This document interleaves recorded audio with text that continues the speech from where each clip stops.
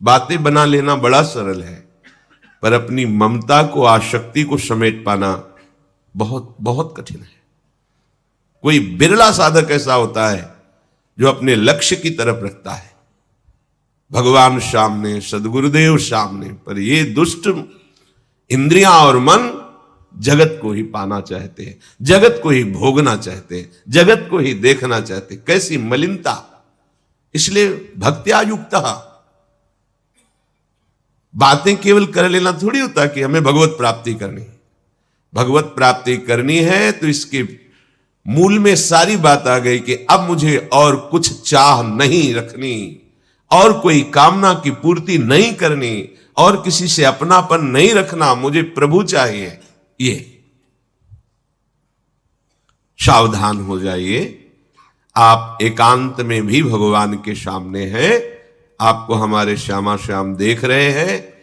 ऐसी भावना से हर समय सजग रहोगे तो पापाचरण बंद हो जाएंगे।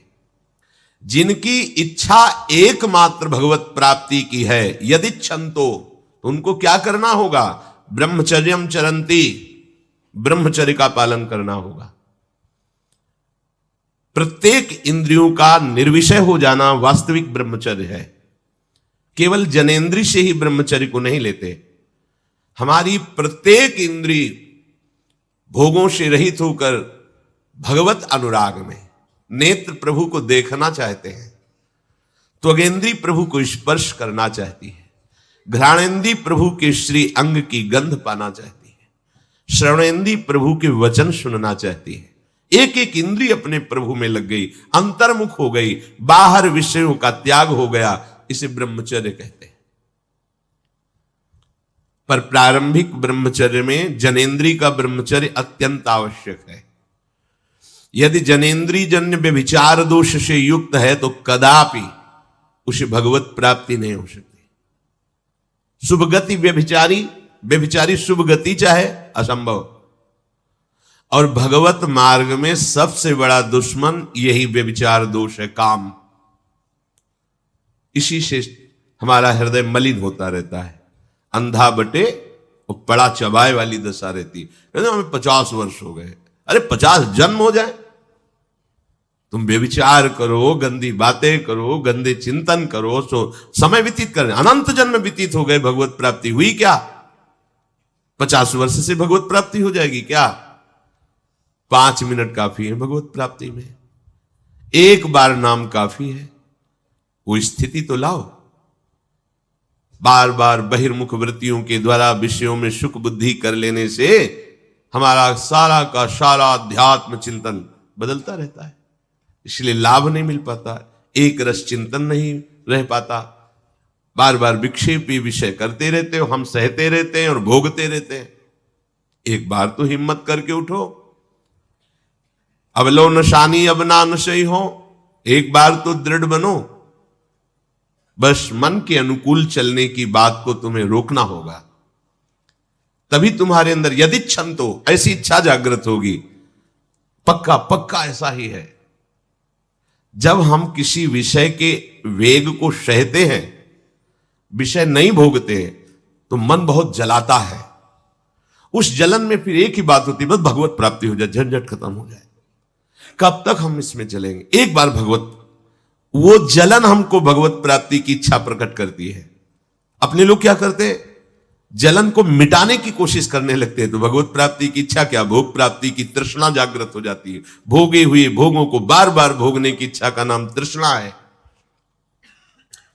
बाहर और भीतर से कोई सहयोगी नहीं, जल रहा है उपासक, तब रास्ता निकलता है भगवत प्राप्ति का, तब इच्छा प्रकट होती। अब नहीं, बहुत जल लिया, अब तो केवल प्रियाजू के समीप जाना है, अब तो प्रभु के सानिध्य में रहना है, नहीं इन भोगों की जलन में जलना है। पर यहां तक पहुंचने के लिए जलना होगा, तभी लिखा सहित सहित बाढ़ भगति तास्तिति क्षस्व भारत, क्योंकि आगमा पाइनो अनित्यास, ये नाशवान काम क्रोधादि तुम्हें प्रेरित करेंगे, तुम इनके वेगों को सह जाओ। ये स्थायी नहीं है, आगमा पाइनो है, आने जाने वाले हैं, और ये सहन करने से नष्ट होते हैं, भोगने से बढ़ते हैं। यदि छंतो, अगर भगवत प्राप्ति की इच्छा है तो ब्रह्मचर्यम चरंती, ब्रह्मचर्य का पालन करना ही होगा, इसमें कोई गुंजाइश नहीं, क्योंकि आप चल ही नहीं सकते। ध्यान से सुन लो, ये मनोरंजन का मार्ग नहीं है, इसमें मन ही मार तन हारिक वृंदावन में गाज, इसमें मन मारना होगा।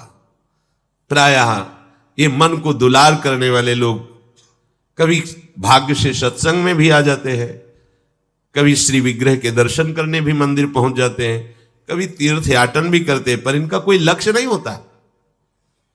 आज सुन लिया सत्संग, बढ़िया है, लक्ष्य नहीं होता। यहां लक्ष्य वालों की बात हो रही। यदि क्षमतो, यदि तुम्हारी ऐसी इच्छा जागृत हो रही किसी जन्म में भगवत प्राप्ति करनी, तो ब्रह्मचर्यम चरंती। आप सच्ची मानिए, जिसके निकालने में तुमको सुख की अनुभूति हो रही, उसको रोकने में कितनी सुख की अनुभूति होगी। उन्मत्त हो जाओगे, बहुत जल्दी आपके सारे के सारे करण भगवदाकार होने लगेंगे यदि आप ब्रह्मचर्य का पालन करेंगे। शरीर स्वस्थ, हल्का, मन प्रसन्न, नींद आदि पर विजय, कितने गुण ही गुण। और ब्रह्मचर्यहीन आलस्य, प्रमाद, भोगों का चिंतन, मन का डिप्रेशन में पहुंचना, कमर में दर्द, टांगों में दर्द, सर में दर्द, घबराहट होना, बिना किसी कारण के मन भयभीत हो रहा है, भोजन अपच हो रहा है, बिना किसी प्रक्रिया के वीरनाश हो रहा है, बिना किसी प्रक्रिया के। काहे को मृत्यु स्वयं स्वीकार कर रहे हो, ये मृत्यु है। चाहे भगवान दत्तात्रेय जी बोल रहे हैं या भगवान कपिल देव जी बोल रहे हो, जब उपासक को संबोधन करते हैं भगवत प्राप्ति के लिए, तो कहते हैं कि इस भोग वृत्ति को साक्षात मृत्यु रूप देखो, ये मृत्यु है तुम्हारी। जब शरीर राग त्यागना है तो तुम शरीर से भोग भोगोगे, तो आसक्ति शरीर की पुष्ट होगी, आसक्ति भोग सुख की पुष्ट होगी, है नहीं। कितने दिन शरीर रहेगा, कितने दिन भोग रहेंगे। विचारवान बनो, ब्रह्मचर्यम चरंती, ब्रह्मचर्य का पालन करो। उपासक जो ब्रह्मचारी होता है उसका खिला हुआ चेहरा रहता है, जैसे कमल खिला हुआ, बिना किसी कारण के उसकी मुख मुद्रा में प्रसन्नता होती है। जो ब्रह्मचर्यहीन होता है बुझा हुआ चेहरा होता है, तेजहीन, बिना किसी कारण के वो शोकग्रस्त लगता है। बैठा है, आपको लग रहा है शांत है, लेकिन आप चेहरे को देखो, वो एक शोकग्रस्त है, कुम्हलाया हुआ चेहरा, अशांत चेहरा। मुख प्रसन्न, तन तेज विराजा, यह है ब्रह्मचर्यम चरंती, भगवत आराधन संपन्न उपासक का। जैसे आग में पैर रखते हुए कोई चले तो कैसे चलेगा, ऐसे ही ब्रह्मचारी की पहचान है। इतनी स्फूर्ति उसके अंदर होती, जैसे आग में चलने वाला पूरा पैर नहीं रख पाएगा, अगला कदम रख देगा क्योंकि ताप लग रहा है, ऐसे उसकी स्फूर्ति होती पैरों में। उसकी आंखें एकाग्र रहती है, चंचलता इधर उधर या बार बार झपकना, यह विषयी पुरुष का लक्षण है। बार बार पलक झपकना, यह विषयी पुरुष का लक्षण है। इधर उधर ताक झांक, चंचलता, ऐसा बैठे तिनका तोड़ रहा है, पैर हिला, यह सब विषयी पुरुष के लक्षण है। यह तो बिल्कुल साधारण स्पष्ट दिखाई देता है आदमी विषयी है या ब्रह्मचारी, एक सेकंड में लक्षण होते हैं। आपको जब भगवत मार्ग का अवसर मिला है तो गृहस्थ हो, संतान हो गई, ब्रह्मचर्य से रहो। नहीं चाहिए संतान तो भ्रूण हत्या, गर्भ हत्या जैसे महापाप करने की क्या जरूरत है।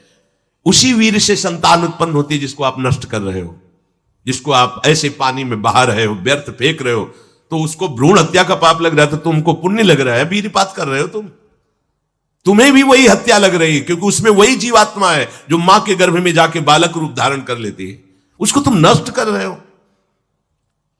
पर बुद्धि भ्रष्ट हो गई है, समझ में नहीं आता, व्यर्थ में वीरपात करते हो, व्यर्थ में।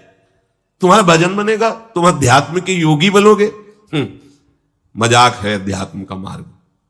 होश में हो जाओ, ये मन के दुलार को बंद करो। जब तक इच्छा ही नहीं भगवत प्राप्ति की, तो फिर तुम कैसे भगवत प्राप्ति कर पाओगे। भगवत प्राप्ति की इच्छा कैसे होगी जब तुम्हारी इस तरह से निंदनीय वृत्तियां हैं। इंद्रियों को दुलार कर रहे हो, मन को दुलार कर रहे हो, भगवत प्राप्ति चाहते हो, आचरण नीच और चाहते हो उच्च पदवी, सावधान हो जाओ।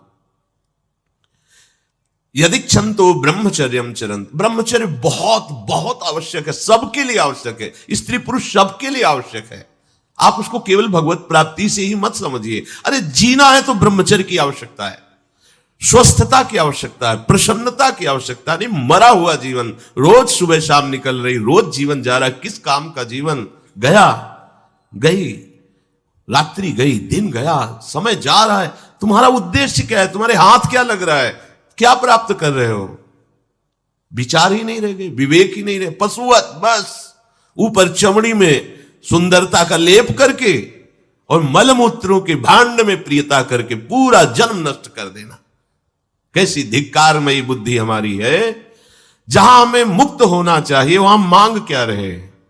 कोई बिरला ही मुक्त होना चाहता है, वो बिरला वही होता है वीतरागाहा, जिसका राग नष्ट हो गया है, वो वैराग्यवान चाह करता है भगवत प्राप्ति की। जो भगवत प्राप्ति की इच्छा रखता है और ब्रह्मचर्य का पालन करता है, उसकी इंद्रियां शांत हो जाती है। सिद्धांत समझो, खूब भगवत भजन करो, चाहे गृहस्थ हो चाहे विरक्त। संतान उत्पत्ति की आवश्यकता है तो ब्रह्मचर्य नष्ट करो, नहीं तो गृहस्थ में भी ब्रह्मचर्य रहा जा सकता है। हर समय थोड़ी तुम्हारे अंदर विकार रहता है। बहुत सात्विक गृहस्थ हमने दर्शन की, बहुत सात्विक, पर अब तो ऐसा देखना सुनना बोलना खाना पीना हो गया है कि ब्रह्मचर्य तो एक स्वप्न जैसी बात है, कोई इसे धारण ही नहीं करना चाहता। उसका कुपरिणाम सब भोग रहे हैं, सब भोग रहे हैं। नई अवस्था है, पता नहीं चलता है कि इसका जीवन का क्या उद्देश्य है, ये जीवन क्या है, समझ में नहीं आ रहा। मतलब कोई बाहरी संसारी हो तो चलो, बेचारे को मार्ग नहीं पता है, रोज सत्संग सुनते हैं, उनको यह पता नहीं कि मेरा उद्देश्य क्या है। अभी तक किसी यही समझ में नहीं आता, उद्देश्य क्या है तुम्हारा? भोग उद्देश्य है तो नाटक क्यों कर रहे हो? जाओ मरो जाके भोगों में। अगर योग उद्देश्य है तो फिर चूक क्यों कर रहे हो? आगे बढ़ो। संपूर्ण इंद्रियां शांत हो जाती है उसकी जिसके अंदर भगवत प्राप्ति की इच्छा और ब्रह्मचर्य पालन। शब्द याद करो, ये शास्त्र है। यही तो हम चाहते हैं, इंद्रियां शांत हो जाए, यही चाहते हैं हम। भोग नहीं चाहते हम सब। हमारी इंद्रियों में जब वेग आता है तो हम परेशान हो जाते हैं, ये कैसे शांत होंगी? तो पूर्वाभ्यास रहा है, यही रास्ता रहा है कि जब वेग आवे तो इंद्रियों से भोग करो तो शांति मिल जाएगी, ऐसा। और ये उल्टा है, त्यागात शांतिरंतरम। भोग का वेग आए, सह जाओ तो शांत हो जाओ। पर उल्टा बात हमारी बुद्धि सिखाती है कि भोगों को भोगो तो शांति मिल जाएगी। और भगवान कह रहे जिन्होंने रचना रची इंद्रियों की और भोगों की भी, वो कह रहे त्यागात शांतिरंतरम, तुम उनका त्याग कर दो तो शांति को प्राप्त हो जाओगे। चाहते हम शांति ही है, पर हमारी दुर्दशा है।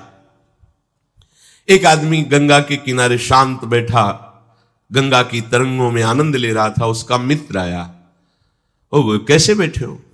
शांत बैठे। अरे नहीं भाई, कुछ करना चाहिए। वो चुप, बोलो ना, कुछ करना चाहिए। करने से क्या होगा? कुछ करोगे तो पैसा मिलेगा। पैसे से क्या करेंगे? भोग सामग्री लेंगे। भोग सामग्री से क्या करेंगे? भोगेंगे। भोगने से क्या होगा? शांत हो जाएंगे। बोले तुम्हारी गलत बात है, भोगों से शांति तो प्राप्त नहीं होती। मैं अभी शांत बैठा हूं और तुम मुझे अशांति की प्रेरणा दे रहे हो कि कुछ करो, धन मिलेगा, उससे भोग मिलेगा और भोग के बाद शांति मिलेगी। ऐसा कभी हो ही नहीं सकता। भोगों के भोगने से अशांति और तृष्णा पैदा होती है। बस ऐसा ही मेरा मित्र मन है, ये सिखाता है, यही सिखाता है। हम शांत बैठना चाहते हैं, ये मुझे अशांति के मार्ग में लेकर शांति दिखा रहा है। संभालो, संभालो। सबसे चूक हो सकती है, चूक को संभाल ले वही साधक है। अगर चूक ना हो तो साधक थोड़ी, हो तो सिद्ध है। साधक का शब्द ही है कि वो साधना कर रहा है, उससे चूक हो सकती है, पर वो चूक पुनरावृत्ति में नहीं आनी चाहिए। एक बार चूक हो गई, संभाल लिया। भगवान उस चूक को चूक ही नहीं मानते हैं जो संभाल ली जाए। जो बार बार पुनरावृत्ति की जाती है वो अपराध है, वो दंड है, उसको भोगना पड़ेगा। कोई और दंड नहीं देगा। वही क्रिया, वही चेष्टा तुम्हारी तुम्हें जला देगी, तुम्हें अशांत कर देगी। एक क्षण की चेष्टा पूरे जीवन भर के लिए तुम्हें जलन पैदा कर सकती, पूरे जीवन एक चेष्टा तुम्हें विमुख कर सकती है, पूरा जीवन बर्बाद कर सकती है। तत्ते पदम संग्रहेण प्रवक्षे, ये समस्त साधनों का आखिरी फल है। जब कोई भगवत प्राप्ति की इच्छा करके ब्रह्मचर्य, ये बहुत खास बात है, बैठा लीजिए आप सब, ब्रह्मचर्य की अत्यंत आवश्यकता है। बिना ब्रह्मचर्य के अध्यात्म की चढ़ाई पर नहीं चढ़ सकते हैं। आपको परेशानी इसलिए होती कि आप उसी का चिंतन करते हैं। चिंतन छोड़ दीजिए, अभ्यास के द्वारा ऐसा चिंतन कीजिए। ऊपर प्रभु ने वर्णन किया, अभ्यास योग युक्तेन चेतसा नान्यगामिना, अपने चित्त को प्रभु के नाम रूप में लगाइए। भोगों का चिंतन ही ना हो तो कोई परेशानी नहीं भोग त्यागने में। भोग त्यागने में इसलिए परेशानी है कि हमारा भोग चिंतन मुझे चैन से नहीं रहने देता। अंदर से देखिए, कोई भी भोग क्रिया होने के पहले उस भोग में तदात्म होता है और चिंतन होता है। क्रिया बाद में होती है, सब कार्य पहले हो जाता है चिंतन के द्वारा। अब चिंतन के द्वारा उससे जो सुखानुभूति हो रही, अब वो क्रिया में सुखानुभूति प्राप्त करना चाहता, वो है नहीं। फिर क्रिया के बाद फिर चिंतन, फिर क्रिया, फिर चिंतन, दुर्गति को प्राप्त हो जाता है। चिंतन बदल गया, फिर क्रियाओं का कोई महत्व ही नहीं रह गया, भोगों का कोई अस्तित्व ही नहीं रह गया। जिसका अखंड चिंतन चलता है, कोई भी विषय उस पर अपना प्रभाव नहीं डाल सकता, सब इंद्रियां शांत हो जाती हैं। अब उससे प्राप्त हुआ जो आखिरी फल है साधना का, भगवान कह रहे ये आखिरी फल है। पदम संग्रहेण प्रवक्षये, वो उस परम पद में प्रवेश कर जाता है। परम पद में अच्छी तरह से उसका प्रवेश हो जाता है, अर्थात फिर कभी नहीं लौटता है, उसे परम पद कहते हैं। पापाचरण बंद होते ही हृदय प्रभु की तरफ भाग पड़ेगा। प्रभु की तरफ भागना क्या है? प्रतिक्षण उनका गाढ़ चिंतन। फिर किसी सुख की तुम्हें आकांक्षा नहीं करनी पड़ेगी, किसी सुख का तुम्हें अभाव नहीं लगेगा। ए परलोक सकल सुख पावत, मेरी सो भैया कृष्ण गुण संचु। तुम्हें मेरी शपथ है, तुम कृष्ण के गुणों का गायन करो, कृष्ण नाम रटो, कृष्ण रूप ध्यान करो। इसका फल होगा प्रियाजू के चरणों में प्रीति। जिसका गोरे चरणारविंद से संबंध है, यह परलोक किसी भी सुख की चाह ही नहीं रह जाती। प्रभु करुणा करके कह रहे हैं, वही आचार्य है, मेरी कसम तुम कृष्ण के गुणों का संचय करो, तुम्हें इस लोक परलोक में सब सुख मिल जाएंगे, कोई अभिलाषा अधूरी नहीं रह जाएगी। पर भक्त्यायुक्त, अन्य संबंध, अन्य महत्व बुद्धि, ये कलंक है हमारी भक्ति में, नहीं समझ रहे। चाहते हैं सुख, चेष्टाएं और चिंतन, दुखालयम अशाश्वतम, कैसे मिलेगा? चाहते हो अविनाशी पद और भोग दृष्टि रखते हो विनाशी की, प्रियता रखते हो विनाशी की, गाढ़ चिंतन करते हो विनाशी भोगों का, कैसे अविनाशी पद का अधिकार प्राप्त होगा? अरे तुम्हारा स्वरूप ही अविनाशी है। विस्मृत होकर भोगों में लगने से ही ये तुम्हारी दुर्दशा हुई है। भक्त्यायुक्ता, अपने हृदय को भक्ति से युक्त करो। आराध्य देव के सिवा और कहीं चिंतन न जाए। अभ्यास योग युक्तेनो चेतसा नान्यगामिना, स्पष्ट कह रहे हैं प्रभु, परमं पुरुषम दिव्यम याति पार्थान चिंतयेत्। निश्चित परम पुरुष दिव्य, उस परमात्मा की तुम्हें अनुभूति होगी, उसका साक्षात्कार हो जाएगा। यदक्षरम वेद विदो वदन्ति विशन्ति यद्यतयो वीतरागाः यदिच्छन्तो ब्रह्मचर्यं चरन्ति तत्ते पदम संग्रहेण प्रवक्षे। प्रभु कह रहे हैं, वेद और वेद वेत्ता ब्रह्म ऋषि, जिसको अक्षर कहते हैं, वीतराग यति जिसको प्राप्त करते हैं, वीतराग जिनका राग खत्म हो चुका है, अर्थात सुदृढ़ वैराग्यवान, जिसकी प्राप्ति की इच्छा करते हुए जो ब्रह्मचर्य का पालन करते हैं, वो परम पद में तेरे लिए संक्षेप में वर्णन करता हूं। श्री भगवान कह रहे हैं, वेद विदा यदक्षरम वेद विदो वदंती, वेदों को जानने वाले ब्रह्म ऋषियों ने जिस अक्षर परमात्मा का, प्रभु का अक्षर जिसका कभी नाश नहीं होता, क्षर माने होता है नाश, अक्षर जिसका कभी नाश नहीं होता, जो सदा सदैव एक रूप रहता है, एक रस रहता है, अक्षरम ब्रह्म परमम विशंति यद्य तयो वीतरागाहा। ध्यान दीजिए, इस परमात्म तत्व को वही प्राप्त कर पाता है जिसका राग बीत गया है, खत्म हो गया है, वैराग्यवान। ज्यादा परिश्रम नहीं है वैराग्य में, विवेक नहीं होने के कारण हम वैराग्य नहीं धारण कर पाते। हम बाहरी बातों को वैराग्य ले लेते हैं, ऐसा कपड़ा बदल लेना या कपड़ा ना पहनना या लौकी का कमंडल, मिट्टी का पात्र, तो हम अपने को वैरागी। बात यहां नहीं रुकेगी, वैराग्य का इतना ही मतलब नहीं, ये भी एक बाह्य अंग है वैराग्य का, पर वैराग्य का सच्चा स्वरूप है वीतरागा। कहीं कुछ भी अच्छा नहीं लग रहा, कोई भी सुख आकर्षित नहीं कर रहा, लोक लोकांतर की प्रतिष्ठा, मान, सुख, ऐश्वर्य, व्यक्ति, कुछ अच्छा नहीं, राग खत्म हो गया। ऐसा उस अक्षर ब्रह्म को, अविनाशी तत्व को जान पाता है। जगते भयो फिरे बैरागी, जैसी हरिवंश प्रपंच बंच सब ये काल ब्याल को खायो। हालत यह है कि जैसे सांप ने मेढक को पकड़ रखा और मेढक सामने पतिंगा को, कीड़े को पकड़ना चाहता है, उसे यह पता नहीं कि मैं खुद किसी का कवल बन चुका हूं, वो एक झटके में मुझे अपने पेट में ले जाएगा। ऐसे ही हम सब हैं, काल के द्वारा ग्रसित है। काल ने हमें पकड़ रखा है, पर हम भोग भोगना चाहते हैं, हम नाना प्रकार की मान प्रतिष्ठा पाना चाहिए। ये पता नहीं एक झटके में हमारा अस्तित्व ही खत्म हो जाएगा। जिनके अंतःकरण में किसी भी व्यक्ति, वस्तु, स्थान, पद, प्रतिष्ठा का राग ही नहीं रह गया है, उसे कहते हैं वैराग्यवान। वीतरागाह, राग ही नहीं है।